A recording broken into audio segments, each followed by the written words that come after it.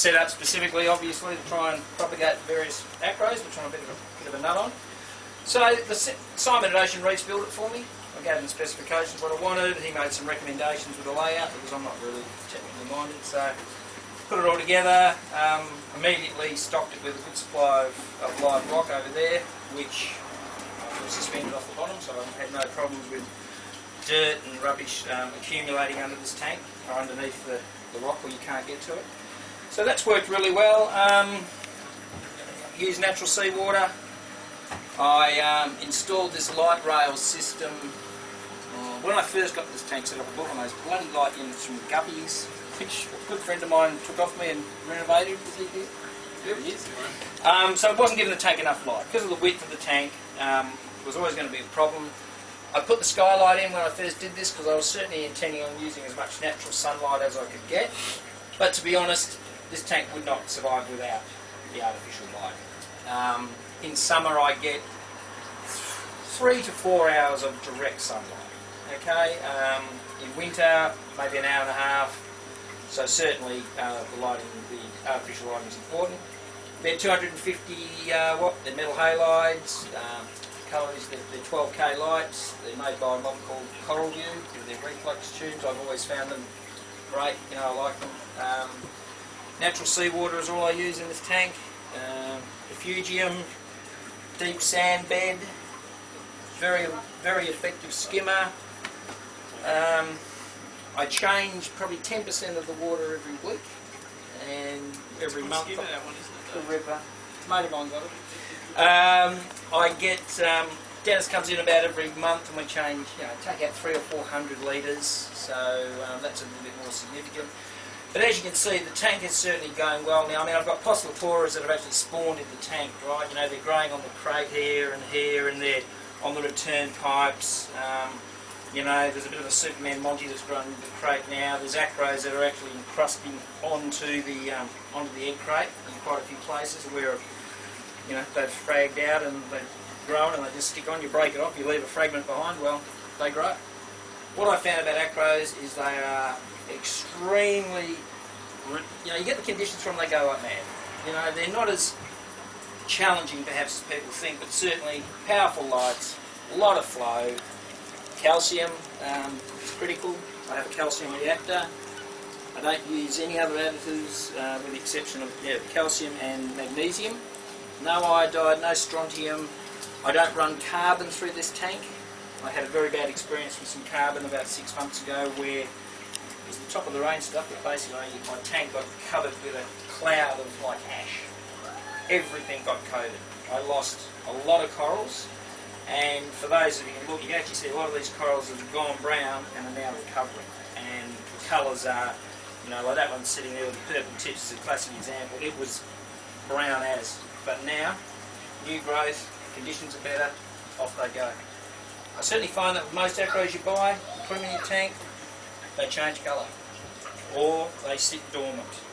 So you've got to understand that because you're changing their conditions, they certainly go into a bit of a shock mode, and they just can sit there for unknown periods of time. I've had some within a month they take off, others 6 months, and then they go. So colour changes are inevitable. Pinks are very hard to keep pink. Blues and purples, fluoro greens are easier.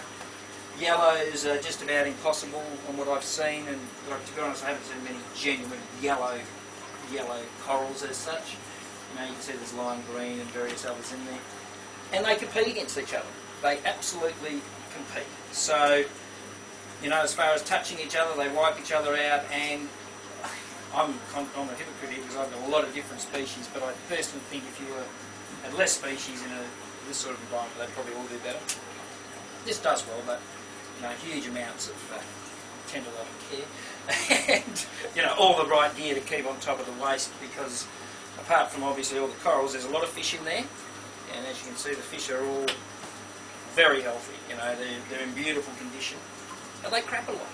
You know, and every day, and tangs particularly, they do a lot of poo, and therefore you've got to keep on top of it. So apart from having the refugium and the macro and everything else, I'm still every day got a little pile of accumulated gunk in the corner that I'm siphoning away, and making sure the flow is not letting particles sit on top of your acros. You can't have gunk in that smothering. They die.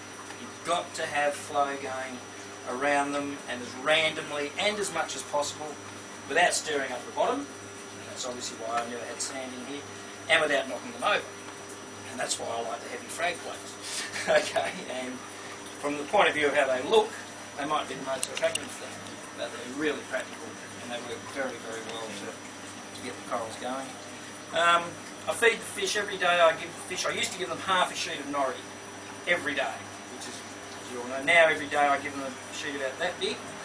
I haven't fed them yet. I'm happy to give them a demonstration to see what they're like. They are absolutely crazy. And they are constantly harvesting the algae, and these fish actually nibble on the coralline algae. Okay? And in a lot of places, they actually do eat it, which is great because I've got a lot of it. And within a week, it's covering the glass. You know, obviously yesterday I was hard at it, but the fish are constantly grazing. So they're great for algae removal and no harm to your corals at all, but they produce a lot of waste. And there's, how many tanks in there? I don't know, 8 or 10 and a few other various bits and pieces. But they're big, you know, they're big fish, they've got big appetites. But I certainly think it also helps the tank. I think their wastes provide supplements in the water which can't measure, but it certainly doesn't seem to hurt them at all, that's for sure. So it's about 1,200 litres all up. Yep, there's a chiller. You know, I mean, there's been days when it gets to 40, obviously in Perth, as we know, and on a stinking hot day, with my chiller going, fan going, it sits about 27, maybe absolute max 28 degrees. So you hear a lot about different chillers. That's a TK chiller. You know, some people say they're crap. They're not, I don't know. I've had this one since day one. It's never missed a beat. You know, talking about other equipment, the ballasts for the metal halides, well, they came from guppies. They're dimmable ballasts. Again, you hear a lot of stories. Certain things with them aren't good. Well, they've never missed a beat. The little light rail system that comes from the hydroponic shop, right? For obvious reasons, for indoor plants. 2 minutes this way, 2 minutes that way. 7 hours a day, from 12 at lunchtime to 7 p.m. And that has made a great difference to the corals. And certainly just for the point that you've got a light that's traversing across 180 degrees over the top of it. And, you know, in the wild, corals just don't get one source of light from one direction for 8 hours. And unfortunately that's something that's hard to avoid with a normal tank, but I certainly think the waning of the light coming and going, the natural dusk, the natural dawn, because at night, you know, by the time it's, well now with winter the lights are on, but in the morning, you know, it's great. The lights don't come on until lunchtime, so they actually get the natural sunrise. I get a full moon shining in through here when the moon's full. I haven't had a spawning event that I've seen, but based on what I've seen with the posses, obviously there's been some reproduction going on.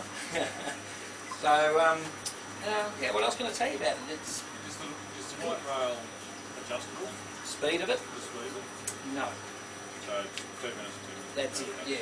As far as, it'll go, you know, as long as the track is, it'll go as far as you want. But yeah, no, you can't adjust the speed of it, which I probably was a bit surprised at the time, but it's perfect really, you know, to cover the length of the tank, so I'm not worried about that. But yeah, I'm surprised it's not like that. You know, there's heaps of snails, that refugium's full of macro, full of bloody pods. It's, you know, I've had wrasses in here, so they've nailed the pod population pretty much in the tank.